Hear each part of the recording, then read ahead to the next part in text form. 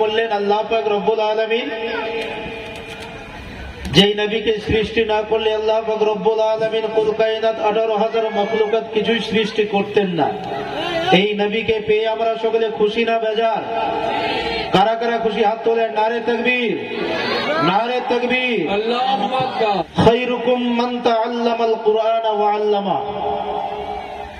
ওই ব্যক্তি অতি উত্তম যে নিজে শিখলো এবং অপরকে শিক্ষা দিল। বলেন সুবহানাল্লাহ।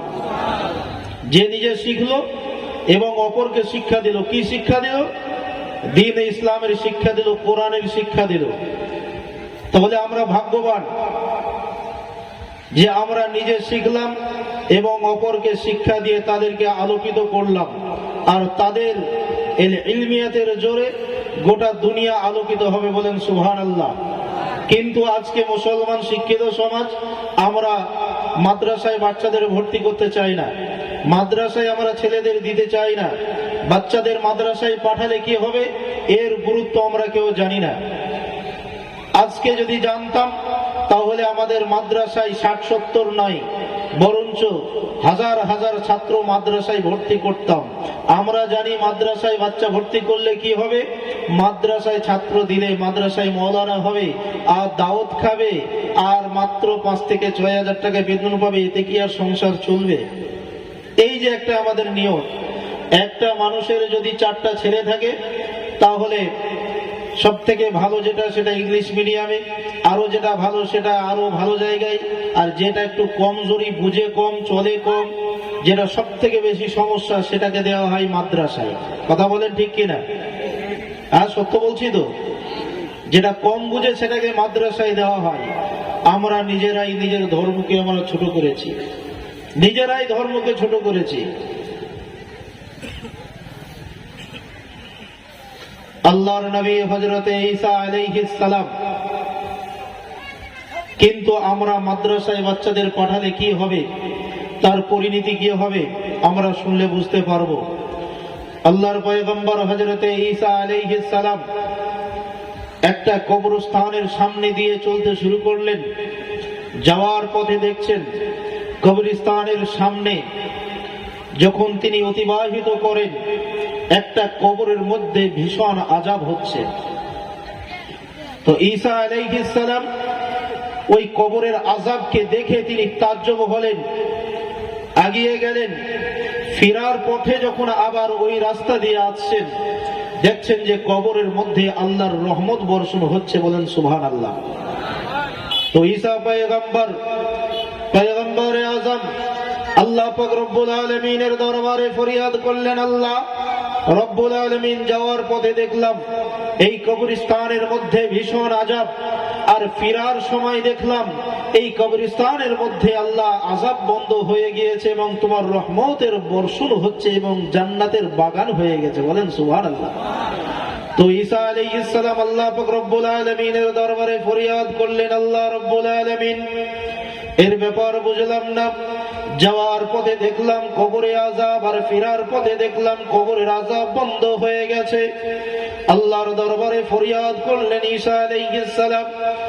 আল্লাহ পাক রব্বুল আলামিনের দরবারে যখন ফরিয়াদ করেন, আল্লাহ পাক রব্বুল আলামিন বলেন, ও পয়গম্বর, তুমি যেটা দেখেছো তুমি সত্য দেখেছো। ওই কবরে যখন তুমি সর্বপ্রথম দেখেছিলে ওই কবরে আযাব হচ্ছিল, কিন্তু ফেরার পথে যখন তুমি দেখলে ওই কবরের আযাব বন্ধ হয়ে গিয়েছে। ও পয়গম্বর, তুমি সঠিক দেখেছো। ঈসা আলাইহিস সালাম বলেন, আল্লাহ রব্বুল আলামিনের ব্যাপারটা কি বুঝতে পারলাম না, আমার জানার দরকার আছে। আল্লাহ পাক রব্বুল আলামিন বলেন, ও ঈসা পয়গম্বর, শোনো শোনো, ওই কবরে আযাব হচ্ছিল, এটা বাস্তব, এটা সত্য, কিন্তু ফেরার পথে তুমি যখন দেখলে কবরের আযাব বন্ধ হয়েছে, ওইটাও সত্য। আল্লাহ রব্বুল আলামিনের দরবারে ঈসা পয়গম্বর ফরিয়াদ করলেন, আল্লাহ এর ব্যাপারটা জানতে হবে। আল্লাহ রব্বুল আলামিন বলেন, ঈসা পয়গম্বর শোনো, ওই বান্দা দুনিয়ায় থাকতে আমার নাফরমানি করেছিল, আমার নাফরমানি করেছিল, আমার সঙ্গে দুশমনি রেখেছিল, আমার ইবাদত পালন করে নাই, আমার হুকুম অমান্য করেছিল, কিন্তু দুনিয়া থেকে যখন বিদায় হওয়ার সময় হলো, মরণের যখন সময় হলো, ওই বান্দা দুনিয়ার জমিনে তার স্ত্রীকে হামলা অবস্থায় রেখে এসেছিল, আর মৃত্যুর সময় নিজের স্ত্রীকে একটা ওসিয়ত করেছিল, বিবিরে শোনো শোনো, তোমার গর্ভে যদি সন্তান হয় ওই বাচ্চাটাকে মাদ্রাসার মধ্যে ভর্তি করে দিও। জোরে বলেন সুবহানাল্লাহ। কোথায় ভর্তি করতে? মাদ্রাসায় দিতে। ঈসা পয়গম্বর ওই বান্দার ওসিয়ত মোতাবেক তার স্ত্রী, তার আত্মীয় স্বজনেরা আজকে ওই বাচ্চাটার, ওই মহিলার গর্ভে আমি আল্লাহ নেক সন্তান দিয়েছি, আর ওই সন্তানটাকে আজকে তার আত্মীয় স্বজন, তার মা আজকে সর্বপ্রথম মাদ্রাসার মধ্যে আজকে ভর্তি করিয়েছে। আর ভর্তি করার পরে তার ওস্তাদ আজকে সর্বপ্রথম বিসমিল্লাহর সবক দিয়েছে। বলেন সুবহানাল্লাহ। ও ঈসা পয়গম্বর শুনে রেখে দাও, যার সন্তান দুনিয়ার জমিনে আমি আল্লাহর নামের প্রকাশ করে, আমি আল্লাহর নামের বরত্ব প্রকাশ করে, যার সন্তান দুনিয়ার জমিনে আমি আল্লাহর প্রশংসা করে, তার পিতাকে কবরের মধ্যে আমি আযাব দিতে লজ্জা পাই। জোরে বলেন সুবহানাল্লাহ। ও ঈসা পয়গম্বর শুনে রেখে দাও, আমি সঙ্গে সঙ্গে আমি ফেরেশতাদের হুকুম দিলাম, দুনিয়ার জমিনে চলে যাও, দুনিয়ার জমিনে চলে যাও, আমার অমুক বান্দার কবরের আযাবকে তুমি মাফ করে দাও, কবরের মধ্যে জান্নাতি বাগান বানিয়ে দাও, জান্নাতের পোশাক পরিয়ে দাও, জান্নাতের বিছানা বিছিয়ে দাও। ঈসা পয়গম্বর শুনে রেখে দাও, যার সন্তান দুনিয়ার জমিনে আমি আল্লাহর নাম উচ্চারণ করে, যার সন্তান দুনিয়ার জমিনে আমি আল্লাহর প্রশংসা করে, তার পিতাকে কবরের মধ্যে আমি আযাব দিতে লজ্জা পাই, এই জন্য আমি তার কবরের আযাবকে মাফ করে দিয়েছি। ও ঈসা পয়গম্বর শুধু তাই নয়, তাই নয়, শুনে রেখে দাও, কাল কিয়ামতের ময়দানে ওই হাফিজে কোরআনের ওসিলায়, ওই আলিমে দ্বীনের ওসিলায় তাদের পিতামাতার মাথায় এমন একটা নূরের তাজ পরিধান করা হবে। হাদিসের ভাষায় বলে, মান কারাল কুরআনা ওয়া আমিলা বিমা ফীহি উলবিসা ওয়ালিদাহু তাজা ইয়াউমাল কিয়ামতি দাউহু আহসানু মিন দাউইশ শামস। তার পিতামাতার মাথার মধ্যে এমন একটা নূরের তাজ পরিধান করা হবে, ওই নূরের তাজের জ্যোতি এত হবে, কিয়ামতের দিন সূর্যের আলোর চাইতে বেশি রোশনি হবে। জোরে বলেন সুবহানাল্লাহ। কি হবে? শুধু দুনিয়ার জমিনে নয়, কিয়ামতের ময়দানে, কঠিন হাসরের ময়দানে, যেই দিন মানুষ নিজের নফসি নফসি আলম হবে, এক হাত উপরে সূর্য হবে, হাসরের ময়দানে আমি ওই সমস্ত আলেমের পিতামাতার মাথার মধ্যে নূরের তাজ পরিধান করাবো, আর ওই নূরের তাজের এত জ্যোতি হবে, যেই মাথার মুকুটের এত রোশনি হবে, সূর্যের আলোর থেকে বেশি হবে। বলেন সুবহানাল্লাহ। তার প্রত্যেকটা মানুষ জিজ্ঞাসা করবে, আয় আল্লাহ, এরা কোন এমন ব্যক্তি যাদের মাথার মধ্যে এত সুন্দর নূরের তাজ, যাদের বসার জন্য মতির মেম্বার, আল্লাহ এরা কোন বান্দা?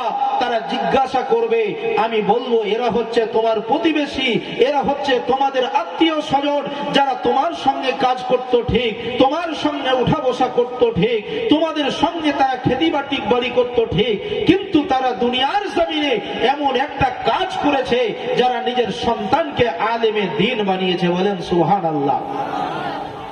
তারা দুনিয়ার জমিনে এমন একটা কাজ করেছে, নিজের সন্তানকে কোরআনের হাফিজ বানিয়েছে, যার কারণে আজকে আমি আল্লাহ পাক রব্বুল আলামিন তাদের পিতামাতাকে আমি এত সম্মান দিয়েছি। হাসরের ময়দানে তাদের মতির মেম্বারে বসিয়ে তাদের মাথার মধ্যে নূরের তাজ পরিধান করেছি। আচ্ছা, এই রকম নূরের তাজ পরিধান করা কাদের কাদের শখ আছে বলেন তো বাবা? শখ আছে না নাই?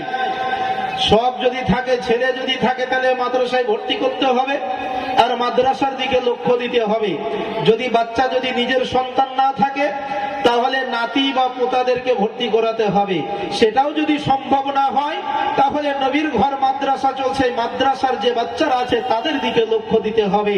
তাদেরকে যদি আপনারা সম্মান করেন, এই মাদ্রাসার প্রতি যদি আপনারা লক্ষ্য রাখেন, মাদ্রাসা চলার জন্য যদি আপনারা সহযোগিতা করেন, কাল কিয়ামতের ময়দানে যেই বাচ্চা আপনার বাড়িতে খেয়ে আজকে বাচ্চা হাফিজে কোরআন হবে, আলিমে দ্বীন হবে। ওই বাচ্চা যখন কাল কিয়ামতের ময়দানে আল্লাহ রাব্বুল আলামিনের হুকুমে যখন সেই বান্দাকে বলবে, বান্দা তুমি জান্নাতে চলে যাও, ওই বাচ্চা কখনো জান্নাতে যাবে না। আল্লাহ পাক রব্বুল আলামিনের দরবারে ফরিয়াদ করবে, আল্লাহ আমি জান্নাতে যাব না, ততক্ষণ পর্যন্ত জান্নাতে যাব না যতক্ষণ পর্যন্ত আমি যেই বাড়িতে খেয়ে আমি হাফিজ হয়েছি ওই বাড়ির মালিক জান্নাতে না গেলে আমি জান্নাতে যাব না। জোরে বলেন সুবহানাল্লাহ, আরো জোরে বলেন না সুবহানাল্লাহ। তাহলে বাচ্চাদের সম্মান করলে, বাচ্চাদের দিকে লক্ষ্য রাখলে, এই কঠিন কোনকোনা শীত, আমি একজন মাদ্রাসার শিক্ষক, আমি জানি মাদ্রাসার বাচ্চাদের কি কষ্ট, কি অসুবিধা। এই যে শীতের সময় এমন বাচ্চা আছে যে তাদের বাপ মা নাই, কারোর কেউ নেই, তাদের কত অসুবিধা। তাকে যদি আজকে এই শীতের রাত্রিতে একটা কম্বল কিনে মাদ্রাসায় দান করে দেন, আল্লাহর কসম করে বলি আপনি লক্ষ লক্ষ টাকা খরচা করে যেই নেকি অর্জন করবেন। একজন এতিমকে যদি আপনি একটা কিতাব দিয়ে সহযোগিতা করেন, নবীর ঘরে যদি আপনি একটু সহযোগিতা করেন, একটা বাচ্চাকে যদি একটা পাঞ্জাবি কিনে দিয়ে সহযোগিতা করেন, ওই বাচ্চাটা যদি আলেমে দ্বীন হয়, ওই বাচ্চা যদি হাফিজে কোরআন হয়, ও যতক্ষণ পর্যন্ত আপনি জান্নাতে যাবেন না ততক্ষণ পর্যন্ত আল্লাহর কাছে ফরিয়াদ করতে থাকবে, আল্লাহর দরবারে সুপারিশ করতে থাকবে, এই আল্লাহ আমি অতক্ষণ পর্যন্ত জান্নাতে যাব না যতক্ষণ পর্যন্ত আমাকে সহযোগিতা করনেওয়ালা জান্নাতি হবে না। জোরে বলেন সুবহানাল্লাহ। তাহলে দরকার আছে না নাই? দরকার আছে না নাই? দরকার আছে। আল্লাহ পাক রব্বুল আলামিনের নবী তথা সারা বিশ্বের নবী আকে নামদার মদিনিয়ে তাজদার আহমদ মুখতার জনাবে মুহাম্মদুর রাসূলুল্লাহ সাল্লাল্লাহু আলাইহি ওয়াসাল্লামের আমরা উম্মত, কিন্তু আমরা উম্মত হয়ে সেই কাজ কিন্তু করতে পারি না যেই নবী আমাদের জন্য আজ পর্যন্ত ইয়া রাব্বি হাবলি উম্মতি, ইয়া রাব্বি হাবলি উম্মতি বলে কান্না করেন। ওই নবী আমাদেরকে কি বলে গেলেন আমরা কিন্তু বুঝতে চাইলাম না। আমাদের নামাজ পড়ার কথা আমরা নামাজ পড়লাম না, আমাদের মুখে দাড়ি রাখার কথা আমরা দাড়ি রাখতে পারলাম না, কিন্তু আমরা নবীর কি সুন্নত কি পালন করতে পেরেছি? বাবা পেরেছি? আমরা পারিনি। নবী যেটা বলেছেন সেটা আমরা ছেড়েছি, আর যেটা নিষেধ করেছেন সেটা আমরা ধরেছি। আমরা সেই নবীর কথা মতন আমরা চলতে পারিনি। আল্লাহ যেই হুকুম দিয়েছেন সেই হুকুমের অমান্য করেছি, আমরা একটাও কাজ সঠিকভাবে করতে পারি নাই।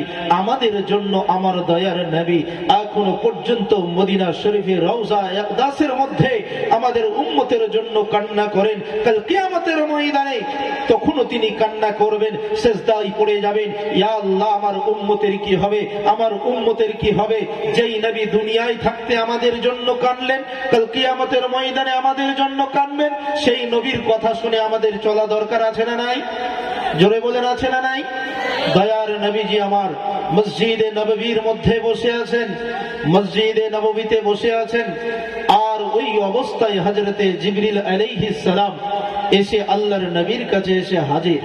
মনটা বড় খারাপ, মনটা কষ্ট নিয়ে, মনে বড় দুঃখ নিয়ে নবীর সামনে এসেছেন। যেই জিবরিল আলাইহিস সালাম একবারও নয়, দুইবারও নয়, একবার নয়, দুইবার নয়, 100 বার নয়, 200 বার নয়, হাজার হাজার বার আল্লাহর রাসূলের সামনে তিনি উপস্থিত হয়েছেন। জিবরিল আলাইহিস সালাম এসে নবীর সামনে যেমনই দাঁড়িয়েছেন, আসসালাতু ওয়াসসালামু আলাইকা ইয়া রাসূলুল্লাহ সালাম দিয়ে নবীর পাশে দাঁড়িয়েছেন। নবী আমার জিজ্ঞাসা করেন, ও জিবরিল বলো বলো তোমার মন কেন খারাপ, মনের মধ্যে খুশি কেন নেই, মনের মধ্যে এত চিন্তিত কেন? জিবরিল আলাইহিস সালাম বলেন, ইয়া রাসূলুল্লাহ, ইয়া হাবিবাল্লাহ, নবী গো, আমি যখন আসতে ছিলাম দেখলাম আদম আলাইহিস সালামের কিছু উম্মত জাহান্নামের আগুনের মধ্যে জ্বলে। কোথায় কোথায়? জোরে বলেন। জাহান্নামের আগুনে জ্বলে, জাহান্নামের আগুনে। তো আদম আলাইহিস সালামের উম্মত জাহান্নামের মধ্যে জ্বলে, আল্লাহর রাসূলকে পয়গাম দিলেন। আল্লাহর রাসূল বলেন, জিবরিল আগে বলো আর কি দেখেছো? জিবরিল আলাইহিস সালাম বলেন, ইয়া রাসূলুল্লাহ, ইয়া হাবিবাল্লাহ, নবী গো, আমি যখন আসতে ছিলাম দেখলাম নূহ আলাইহিস সালামের কিছু উম্মত জাহান্নামের আগুনে। আল্লাহর নবী বলেন, ও জিবরিল আগে বলো, আগে বলো। জিবরিল ফেরেশতা বলেন, ইয়া রাসূলুল্লাহ, ইয়া হাবিবাল্লাহ, নবী গো, আমি যখন আসতেছিলাম দেখলাম হযরতে ইব্রাহিম খলিলুল্লাহর কিছু উম্মত জাহান্নামের আগুনে জ্বলে। আল্লাহর নবী বলেন, জিবরিল বলো, বলো, আগে বলো, আর কি দেখেছো বলো। জিবরিল ফেরেশতা বলেন, ইয়া রাসূলুল্লাহ, ইয়া হাবিবাল্লাহ, নবী গো, আমি যখন আসতেছিলাম মুসা কালিমুল্লাহর উম্মতকে দেখলাম জাহান্নামের আগুনে জ্বলে। আল্লাহর নবী বলেন, ও জিবরিল আগে বলো, আগে বলো। আমার দয়ার নবীজির আর মন যেন ঠিক থাকে না। আমার দয়ার নবীজি বারবার জিজ্ঞাসা করেন, ও জিবরিল বলো, বলো, আর কি দেখেছো বলো। জিবরিল ফেরেশতা বলেন, ইয়া রাসূলুল্লাহ, ইয়া হাবিবাল্লাহ, নবী গো, আমি যখন আসতেছিলাম আমি দেখলাম হযরতে ঈসা আলাইহিস সালামের কিছু উম্মত জাহান্নামের আগুনে জ্বলে। আল্লাহর নবী বলেন, ও জিবরিল বলো, বলো, তুমি কি আর কিছু দেখেছো নাকি। জিবরিল আলাইহিস সালাম আর কোনো কথা বলে না। আল্লাহর নবী বলেন, জিবরিল বলো, আগে বলো, আর কি দেখেছো বলো। আল্লাহর নবী যখন জিজ্ঞাসা করে, জিবরিল আলাইহিস সালাম বলেন, ইয়া রাসূলুল্লাহ, ইয়া হাবিবাল্লাহ, নবী গো, আমি যখন আসতেছিলাম আপনি নবীর উম্মতকে দেখলাম জাহান্নামের আগুনে। জোরে বলুন আল্লাহু আকবার। যেমনই বলা, আমার নবীজি এই কথাটা শুনে তিনি আড়াল হয়ে গেলেন। যেমনই শুনলেন যে আমার উম্মত জাহান্নামে, আমার নবীজি চিন্তায় চিন্তিত, আড়াল হয়ে গেলেন, আড়াল হয়ে গেলেন। এমন ভাবে তিনি আড়াল হলেন, উম্মতের শোকে, উম্মতের ব্যথায় ব্যথিত হইয়া নবীজি আমার আড়াল হয়ে গেলেন। শহর ছেড়ে জঙ্গলের মধ্যে পাড়ি দিলেন। আয় আল্লাহ, আমার উম্মতের কি হবে। আয় আল্লাহ, আদম নবীর উম্মত জাহান্নামে, মুসা নবীর উম্মত জাহান্নামে, ইব্রাহিম খলিলুল্লাহর উম্মত জাহান্নামে, ঈসা আলাইহিস সালামের উম্মত জাহান্নামে। আয় আল্লাহ, আমার উম্মত জাহান্নামে, আমি এটা সহ্য করতে পারি না। বলেন না আল্লাহু আকবার। আমার দয়ার নবী আমাদের জন্য কত মায়া করেন, আমাদের জন্য কত দয়া করেন। যেমনই শুনেছেন তিনার উম্মত জাহান্নামে, নবীজি আমার মসজিদে নববী ছেড়ে তিনি আড়াল হয়ে গেলেন। এমন ভাবে আড়াল হলেন, কেউ যেন খুঁজে পায় না। একদিন, দুই দিন, তিন দিন হয়ে গেল, নবীকে আর কোথাও খুঁজে পাওয়া যাচ্ছে না। নবীকে খোঁজার জন্য সবাই শোকাহত, মর্মাহত। মদিনা অন্ধকার হয়ে গেল, নবীজিকে কোথাও খুঁজে পাওয়া যায় না, নবীকে কোথাও খুঁজে পাওয়া যায় না। নবীকে খোঁজার জন্য চতুর্দিকে সাহাবায়ে কেরাম খুঁজতে শুরু করলেন। মদিনার মানুষেরা আত্মহারা হয়ে গেল। নবী কোথায় পাবো, নবী কোথায় পাবো। এই নবীকে ছাড়া আমরা বাঁচতে পারবো না, নবীকে ছাড়া আমরা চলতে পারবো না, আমাদের নবী ছাড়া আমরা চলবো কিভাবে। মদিনার মানুষেরা না খাওয়া দাওয়া বন্ধ করে দিল। মদিনার বৃদ্ধা মানুষেরা খাওয়া দাওয়া বন্ধ করার পরে মৃত্যুর দিকে তারা ঢলে পড়লো। আমরা নবীকে খুঁজে পাচ্ছি না, নবীকে খুঁজে পাচ্ছি না। মদিনার শহরের ছোট ছোট বাচ্চারা নিজের মায়ের দুগ্ধ পান করা বন্ধ করে দিল। বলো আল্লাহু আকবার। ছোট ছোট বাচ্চারা পর্যন্ত মায়ের স্তনের মধ্যে মুখ লাগায় না। মদিনার বাড়িতে বাড়িতে, প্রত্যেকটা বাড়িতে উনান বন্ধ হয়ে গেল, খানা দানা বন্ধ হয়ে গেল, নবীকে খুঁজে পাওয়া যায় না। চতুর্দিকে সবাই নবীকে খুঁজতে শুরু করে দিল। আচ্ছা বলুন, যদি এই জায়গা থেকে একজন মানুষ যদি হারিয়ে যায়, তাহলে আমরা খোঁজাখুঁজি করবো কি করব না? করব না? আমরা তো খুঁজবো। কেউ কুচবিহার যাবো, কেউ আলিপুরে যাবো বলে এক একজন এক এক দিকে যেতে হবে, খুঁজতে হবে কোথায় গেল, কোথায় গেল। সাহাবায়ে কেরাম খুঁজতে শুরু করে দিলেন। এক একজন সাহাবী এক এক দিকে। আবু বকর সিদ্দিক রাদিয়াল্লাহু তাআলা আনহু একদিকে, হযরতে উমর ফারুক একদিকে, হযরতে উসমান গনি একদিকে, হযরতে আলী একদিকে। এক একজন এক এক দিকে খুঁজতে শুরু করে দিলেন। খুঁজতে খুঁজতে একটা মরুর চর পার করে একটা গভীর জঙ্গলের দিকে গিয়ে সাহাবায়ে কেরাম বলছেন, এক রাখালকে দেখতে পেলেন। রাখালকে দেখার পরে বলছেন, ও রাখাল ভাই, তুমি কি আমার নবীকে দেখেছো? আমার নবীকে কি দেখেছো? এই রাস্তা দিয়ে আমার নবী কি এসেছে? রাখাল বলে, রাখাল তো নবী চিনে না, নবী কাকে বলে জানে না, নবী কেমন সেটাও তো দেখেনি। একজন রাখাল, সে মাঠের মধ্যে ছাগল চড়ায়। সে রাখাল বললে, ভাই আমি তো নবী কাকে বলে চিনি না, নবী কেমন আমি তাও কোনোদিন দেখি নাই। তবে একটা কথা বলতে পারবো, একটা কথা বলতে পারবো, আজকে থেকে নিয়ে 3 দিন আগে একজন মহামানব ওই যে গভীর জঙ্গলে একটা বড় গাছ দেখা যায়, ওই গাছের নিচে মাথাটাকে জমিনের মাধ্যমে লাগিয়ে তিনি শুধু একটাই কান্না করে, একটাই কান্না করে।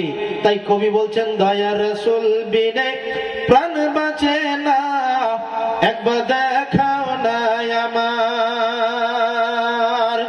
ওরে রাখাল শুনো তো ভাই,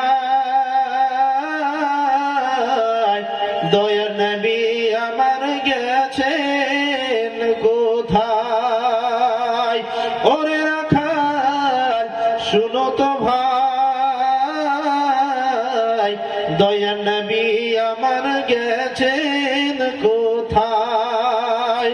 আর রাখাল বলে চিনি না নবী, রাখাল বলে বুঝি না নবী, তোমরা নবী কার কও? দয়ার নবী বিনে প্রাণ বাঁচে না, একবার দেখাও না আমার। রাখাল বলছে, তবে একটি লোক গাছের তলে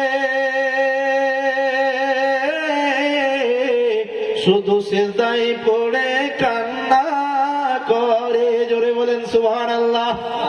তবে একটি লোক গাছের তলে শুধু সিজদায় পড়ে কান্না করে। আর রোজ হাসরে মহাবিপদে, রোজ হাসরে মহাবিপদে আমার উম্মত কেমনে হইবে পার? দয়ার নবী বিনে প্রাণ বাঁচে না, একবার দেখাও না আমার। দয়ার নবী বিনে জান বাঁচে না, একবার দেখাও না আমার। রাখাল বলছেন, ভাই নবী কাকে বলে আমি তো জানি না, তবে আজকে থেকে নিয়ে 3 দিন আগে একজন বান্দা ওই যে বড় গাছটার নিচে শুধু মাথাটাকে জমিনের মধ্যে লাগিয়ে একটা কথাই বলে, ইয়া রাব্বি হাবলি উম্মতি, ইয়া রাব্বি হাবলি উম্মতি, ইয়া রাব্বি হাবলি উম্মতি। এই একটাই কথা বলে আজকে ওই মহামানবের কথাটা শুনে আজকে 3 দিন থেকে আমার যে ছাগলগুলো আছে, এই ছাগলগুলো ওই কথাটা শুনে 3 দিন থেকে ঘাসের মধ্যে মুখ লাগা বন্ধ করে দিয়েছে। বলেন সুবহানাল্লাহ। আজকে জল্লার হরিণ চিনল নবী, পশু পাখি চিনল নবী, সবাই নবী ছিল, আমরা উম্মত হয়ে নবীকে চিনতে পারলাম না। রাখাল বলে, ও আল্লাহর বান্দা, একজন মহামানব 3 দিন ধরে ওই বড় গাছটার নিচে মাথাটাকে নিচে জমিনের মধ্যে লাগিয়ে একটাই কথা বলে, ইয়া রাব্বি হাবলি উম্মতি, ইয়া রাব্বি হাবলি উম্মতি। আয় আল্লাহ, আমার উম্মতের কি হবে, আমার উম্মতের কি হবে? এই কথাটা শুনে আজকে 3 দিন থেকে আমার ছাগলগুলো ঘাসের মধ্যে মুখ লাগাই না। আজকে 3 দিন থেকে এখনো পর্যন্ত ঘাস খাওয়া শুরু করে নাই। আজকে ছাগলগুলো আমার নবীর কান্না শুনে নিজে খাওয়া বন্ধ করেছে। মদিনার ছোট ছোট বাচ্চারা মায়ের স্তনে দুধ খাওয়া বন্ধ করেছে। এইভাবে কান্নার ঢল পড়ে গেছে। যেমনই শোনা দয়ার নবীকে খোঁজার জন্য সাহাবা একরাম পৌঁছে গেলেন। পৌঁছে যাওয়ার পরে দেখছেন যে ঠিক আমার নবীজি, দয়ার নবীজি আমার সিজদা অবস্থায় কান্না করেন। বলেন সুবহানাল্লাহ। সাহাবী রাসূল গিয়ে বলছেন, ইয়া রাসূলুল্লাহ, ইয়া হাবিবাল্লাহ, নবী গো, আপনি মাথাটাকে উঠান, আপনি মদিনা শহরে ফিরে চলুন। আপনার জন্য মানুষ কাতর হয়ে গেছে, আপনার জন্য মানুষ আত্মহারা হয়ে গেছে। আপনি যদি ফিরে না যান, মদিনার মানুষেরা না খেয়ে খেয়ে মারা যাবে। নবী গো, আপনি ফিরে চলুন। আল্লাহর রাসূল মাথাকে সিজদার মধ্যে লাগিয়ে একটাই কান্না করেন, ইয়া রাব্বি হাবলি উম্মতি। আয় আল্লাহ, আমার উম্মতের কি হবে? আল্লাহ, আমার উম্মতের কি হবে? ওই যে শুনেছেন জিবরিল ফেরেশতার মুখে যে আমার উম্মত জাহান্নামে আছে, সেই জাহান্নামী উম্মতকে তাড়ানোর জন্য নবী আমার নিজের আস্তানা ছেড়ে নিজে জঙ্গলে গিয়ে নবীজি আমার উম্মতের জন্য কান্না করে নিজের উম্মতকে তাড়ানোর জন্য। সেই উম্মত আজকে আমরা জলসার মাহফিলে আসতে পারি না, সেই নবীকে আমরা উম্মত হয়ে চিনতে পারলাম না। আজকে সবাই নবীকে চিনলো, আমরা নবীকে চিনতে পারলাম না। নবীকে বলছেন, নবীকে আপনি মাথা উঠান, আমি আপনার সাহাবী, আমি আপনার বিশিষ্ট সাহাবী বাবা আবু বকর সিদ্দিক, আপনি উঠুন। আল্লাহর রাসূল মাথা উঠাই না, তিনি পারলেন না। আরেকজন সাহাবীকে খবর দিলেন, আল্লাহর রাসূলকে পাওয়া গেছে। সমস্ত সাহাবী আসলেন, উমরে ফারুক আসলেন। উমরে ফারুক এসে বলছেন, ইয়া রাসূলুল্লাহ, আপনি মাথাটাকে উঠান।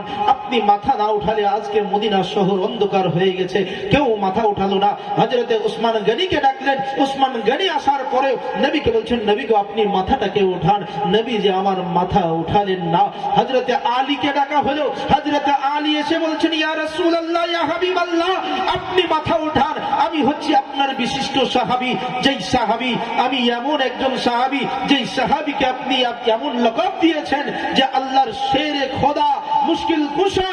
হযরতে আলী আল্লাহর রাসূলের দামাদ, হযরতে রাসূল পাক সাল্লাল্লাহু আলাইহি ওয়াসাল্লামের মেয়ের জামাই হযরতে আলী রাদিয়াল্লাহু তাআলা আনহু বলছেন, নবী গো আপনি মাথা উঠান। আপনি নবীকে আমি এত ভালোবাসি, আপনি নবীকে এত ভালোবাসি। যেই ভালোবাসার কথা তিনি প্রকাশ করলেন, নবী গো আপনার মহব্বতে যখন সর্বপ্রথম আমি দুনিয়ার জমিনে এসেছিলাম, আসার সময় আমার জন্ম যখন হয়েছিল, জন্ম হওয়ার পরে আমি চোখ বন্ধ করে রেখেছিলাম। আমি যখন কয়েকদিনের সন্তান, আমার মা আত্মহারা হয়েছিল, কান্নায় রত হয়েছিল। ইয়া রাসূলুল্লাহ, ইয়া হাবিবাল্লাহ, আমার মা কান্না করেছিল, আমার আত্মীয় স্বজন কান্না করেছিল যে আল্লাহ সন্তান দিয়েছো, কিন্তু অন্ধ সন্তান, এখনো পর্যন্ত চক্ষু খুললো না, এখনো পর্যন্ত দুনিয়ার মুখ দেখলো না, এখনো পর্যন্ত মায়ের মুখ দেখলো না। ইয়া রাসূলুল্লাহ, ইয়া হাবিবাল্লাহ, আপনি মাথাটাকে উঠান। আমি সেই আলী বলছি যে সর্বপ্রথম নবী গো আপনি যখন আমাকে কোলে নিয়েছিলেন, নেওয়ার পরে আপনি যখন সর্বপ্রথম আমার মুখের দিকে তাকিয়েছিলেন, সর্বপ্রথম আমি আপনি নবীর চোখ, আপনি নবীর চেহারা মুবারককে আমি জিয়ারত করেছিলাম।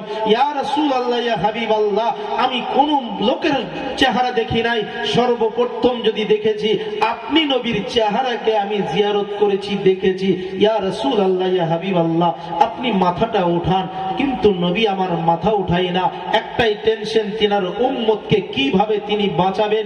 বিরাদারে মিল্লাতে ইসলামিয়া, আল্লাহর নবীকে যখন মাথা উঠাতে পারলো না, তখন দয়ার নবীজির সাহাবীরা মনে মনে ভাবলো একটা উপায়, নবীজির মাথা যদি উঠাতে হয়, এই জায়গা থেকে ফিরিয়ে যদি নিয়ে যেতে হয়, তিনার কন্যা হযরতে ফাতেমাতুজ জোহরাকে দরকার। তিনি না আসলে হয়তো নবীজি আমার মাথা উঠাবেন না। আপনারা কি বুঝতে পারছেন? মাথাটা উঠালো না, নবীজি আমার মাথা উঠাবে। কার হুকুমে মাথা উঠাবে? কে এসে বলবে? কাকে দরকার? মনে মনে ভাবলো হযরতে ফাতেমাকে দরকার। হযরতে ফাতেমাকে ডাকা হলো। নবীর খোঁজ পাওয়া গেছে, নবীজি আমার মাথা উঠাচ্ছেন না। হযরতে ফাতেমা এসে বলছেন, আব্বাজান আপনি মাথাটা উঠিয়ে নিন। মাথা না উঠালে মদিনাবাসী কাতর হয়ে যাবে, মানুষ না খেয়ে খেয়ে মারা যাবে। আপনি নবীর চিন্তায় চিন্তিত সমস্তবাসী, আপনি মাথাটাকে উঠিয়ে নিন। ইয়া রাসূলুল্লাহ, ইয়া হাবিবাল্লাহ, নবী গো যেই ফাতেমা আজকে আপনার জন্য আপনার মেয়ে এত পর্দা করেছে, আপনি যদি মাথাটাকে না ওঠান, ফাতেমা আজকে এই পর্দার খেলাফ হয়ে যাবে। ইয়া রাসূলুল্লাহ, ইয়া হাবিবাল্লাহ, আপনি মাথাটাকে উঠান। আল্লাহর নবী যেমন শুনলেন, সঙ্গে সঙ্গে মাথা উঠালেন। মাথা ওঠার পরে আল্লাহর নবী বলছেন, মা গো তুমি এমন কথা বলো না, এমন কথা বলো না। তোমার পর্দার জন্য আল্লাহ পাক রব্বুল আলামিন এমন একজন সুসংবাদ দিয়েছেন কিয়ামতের ময়দানে। মা গো তুমি যখন জান্নাতের মধ্যে যাবে, আল্লাহ পাক রব্বুল আলামিন বলেন সমস্ত নবী রাসূল মাখলুককে চক্ষু বন্ধ করার জন্য হুকুম দেবে। সমস্ত নবী রাসূল আল্লাহর সৃষ্টি চক্ষু বন্ধ করবে, মাথাকে নত করবে। ওই দুনিয়া ওই সময় সমস্ত মানুষকে যখন হুকুম করা হবে, তোমরা কিছুক্ষণের জন্য মাথাটাকে নিচু করো, নিজের চক্ষুকে বন্ধ করো। সমস্ত মাখলুক আল্লাহ পাকের দরবারে ফরিয়াদ করবেন, আল্লাহ আজকে তো এত বড় খুশির দিন, দুনিয়ায় থাকতে আল্লাহকে দেখি নাই, আজকে আল্লাহকে দেখবো, সরাসরি দেখবো। আজকে তো আমরা চক্ষু কেন বন্ধ করব? ও রব্বুল আলামিন, দুনিয়ায় থাকতে আপনার হুকুম পালন করেছি, দুনিয়ায় থাকতে আপনার হুকুম মেনেছি, আপনাকে না দেখে বিশ্বাস করেছি। আয় আল্লাহ, আজকে সরাসরি আপনাকে দেখব, আপনি কেন চক্ষু বন্ধ করতে বলেন?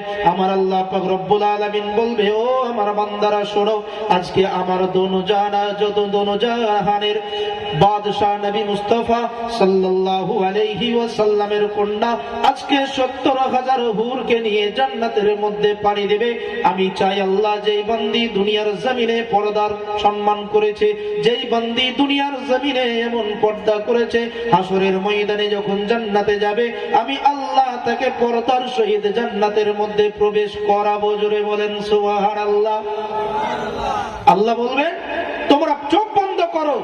চক্ষু যখন বন্ধ করবে, হযরতে ফাতেমাকে ওই জান্নাতের মধ্যে প্রবেশ করাবে পর্দার সহিত। আজকে তাকে পর্দার সহিত জান্নাতে প্রবেশ করাবে। আল্লাহর রাসূল বলছেন, মা তুমি এমন কথা বলো না যার জন্য আল্লাহ তোমাকে এত বড় সম্মান দেবেন হাসরের ময়দানে। তোমার পর্দার জন্য আজকে তুমি পর্দার কথা বলো না। আল্লাহর রাসূল বলছেন, মা তুমি আজকে যদি এই কথাটা না বলতে, আমি আমার উম্মতকে একটাও বাকি রাখতাম না। প্রত্যেকটা উম্মতকে আমি শাফাআত করে, প্রত্যেকটা উম্মতের জামিনদার হয়ে, প্রত্যেকটা উম্মতকে আমি জান্নাতের ফায়সালা না করে আমি মাথাটাকে তুলতাম না। বলেন সুবহানাল্লাহ।